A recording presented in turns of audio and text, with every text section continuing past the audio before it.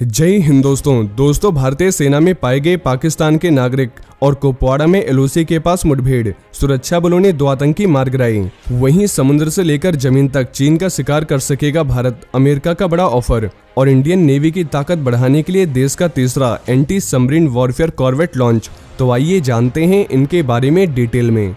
दोस्तों, भारतीय सेना में पाकिस्तानी नागरिकों के काम करने का आरोप लगाया गया है। इस मामले में दायर याचिका पर सुनवाई करते हुए कलकत्ता हाई कोर्ट ने मंगलवार को राज्यसभा की सीआईडी को इसकी शिकायत दर्ज कर जांच करने के आदेश दिए हैं। बंगाल में हुगली जिले के रहने वाले विष्णु चौधरी ने बीते 6 जून को हाई कोर्ट में याचिका दायर की है। इसमें उन्होंने सेना भर्ती में भ्रष्टाचार का आरोप लगाते हुए कई पाकिस्तानी नागरिकों तक की कई पदों पर नियुक्ति का आरोप लगाया। हाई कोर्ट के जज राजशेखर मंथा की टीम ने मामले पर सुनवाई करते हुए इसके पीछे पाकिस्तान की खुफिया एजेंसी आईएसआई के शामिल होने की भी आशंका जताई है। उन्होंने देश की सुरक्षा को देखते हुए याचिका में लगाए गए आरोपों को गंभीर बताते हुए सीआईडी को इस पूरे मामले की तुरंत जांच करने को कहा है। याचिका में दावा किया गया है कि कोलकाता से सटे बैरकपुर आर्मी कैंप में 2 पाकिस्तानी नागरिक काम कर रहे हैं। इनके नाम जयकांत कुमार और प्रद्युम्न कुमार बताए जा रहे हैं। साथ ही उन्होंने पाकिस्तान से आने के बाद नाम बदलकर यहाँ का पहचान पत्र वगैरह बनवा के बाद में भारतीय सेना में शामिल हो गए। और आरोप है कि इनकी नियुक्ति भी गवर्नमेंट एग्जाम के माध्यम से हुई है। वैसे अदालत ने इस मामले में सेंट्रल गवर्नमेंट व सीबीआई को भी पार्टिसिपेट बनाने का आदेश दिया है। साथ ही उन्होंने पूर्वी कमान के जनरल ऑफिसर कमांडिंग जीओसी और मिलिट्री पुलिस को भी मामले में जांच को कहा है। और याचिकाकर्ता का दावा है कि ऐसे लोगों की नियुक्तियों के पीछे एक बड़ा गिरोह एक्टिव है। इसमें कई राजनेता, बड़े लोगों के अलावा पुलिस और लोकल म्युनिसिपैलिटीज के ऑफिसर्स तक शामिल हैं, क्योंकि फर्जी डॉक्यूमेंट्स बनवाना इतना आसान नहीं है। और इसमें कई गवर्नमेंट के कर्मचारियों के शामिल होने की भी उम्मीद है।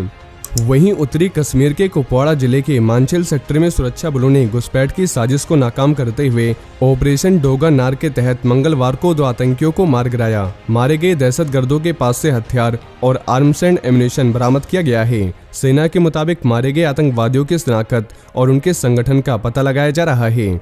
वैसे दोनों के पाकिस्तानी होने का संदेह है। सेना के एक ऑफिसर के मुताबिक जम्मू कश्मीर पुलिस और दूसरे सहयोगी एजेंसियों से मांचिल सेक्टर में आतंकवादियों द्वारा घुसपैठ किए जाने के इनपुट मिले थे।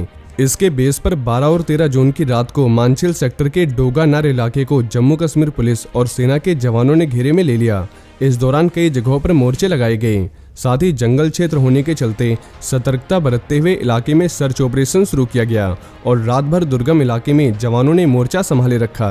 वहीं मंगलवार दोपहर करीब 1 बजे जवानों को इलाके में हथियारों से लैस 2 आतंकी एलओसी के इस पार घुसपैठ का प्रयास करते हुए दिखाई दिए। इस दौरान पहले से मोर्चा लगाए टीमों द्वारा उन्हें अलर्ट किया गया।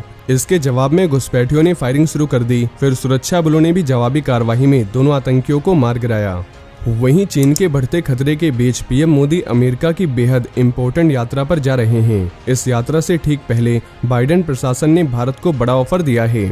बाइडेन प्रशासन चाहता है कि भारत अपनी सुरक्षा के लिए अमेरिका में बने कॉम्बैट ड्रोन एयरक्राफ्ट खरीद ले। वैसे भारत लंबे समय से अमेरिका से आर्म ड्रोन एयरक्राफ्ट से गार्डियन खरीदना चाहता है, लेकिन ये डील लटकी हुई थी। वैसे अब ये उम्मीद जताई जा रही है कि पीएम मोदी की 22 जून को होने वाली यात्रा में ये डील कंफर्म हो सकती है।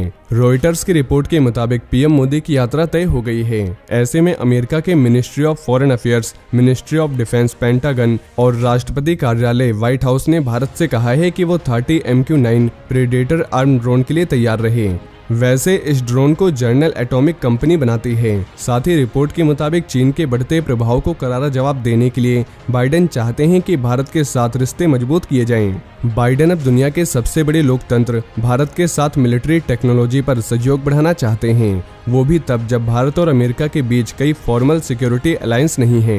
वहीं भारत ने यूक्रेन वॉर में रूस की आलोचना नहीं की है, जो अमेरिका को पसंद नहीं आया। इसके अलावा अब भी भारत रूस के साथ अपने डिफेंस रिलेशंस मजबूत बनाए हुए हैं। ऐसे में अमेरिकी ऑफिसर्स का कहना है कि MQ-9 ड्रोन को खरीदने का फैसला अब भारत के हाथ में है। साथ ही भारत और अमेरिका के बीच पीएम मोदी की यात्रा के दौरान कई बड़े डिफेंस डील हो सकते हैं और इसमें 18 MQ-9 प्रेडेटर ड्रोन शामिल हैं।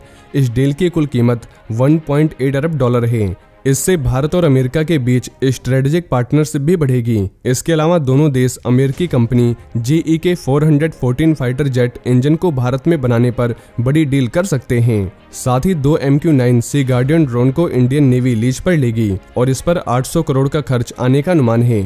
वैसे भारत पहले 30 MQ-9 प्रेडेटर ड्रोन लेना चाहता था, लेकिन अब इसे घटाकर 18 कर दिया गया है। भारत चाहता है कि इस ड्रोन के पार्ट्स को भारत में ही बनाने का अधिकार दिया जाए। ऐसे में माना जा रहा है कि इसके लिए अमेरिका का तैयार होना मुश्किल है। वैसे चीन के खिलाफ बने क्वाड में शामिल सभी देश सी गार्डियन ड्रोन का या तो इस्तेमाल करते हैं या कर चुके हैं। वहीं इंडियन नेवी के anti submarine warfare shallow watercraft के 8 शिप्स में से तीसरे शिप अंजदीप को लॉन्च कर दिया गया है। अंजदीप की लॉन्चिंग मंगलवार को तमिलनाडु के कट्टुपल्ली बंदरगाह के लॉर्सन एंड टोब्रो में की गई है। बता दें कि इस शिप का निर्माण कोलकाता की company garden reach ship builders and engineers ने किया है।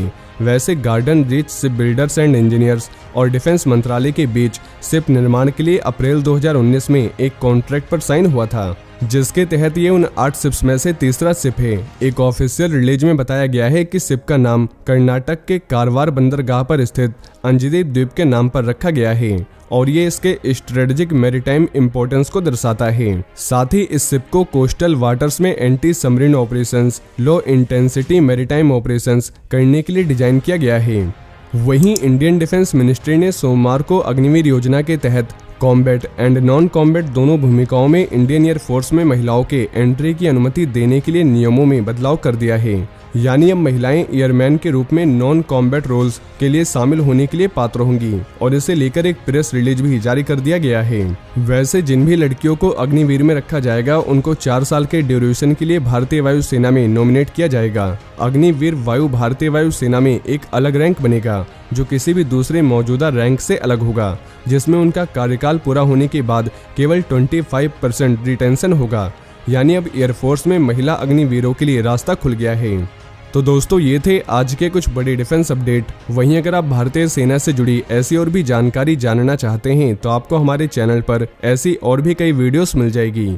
और ये इन्फॉर्मेशन अगर आपके लिए यूजफुल रही हो तो वीडियो को ज़्यादा से ज़्यादा शेयर करें और चैनल को सब्सक्राइब करना न भूलें। जय हिंद, जय भारत।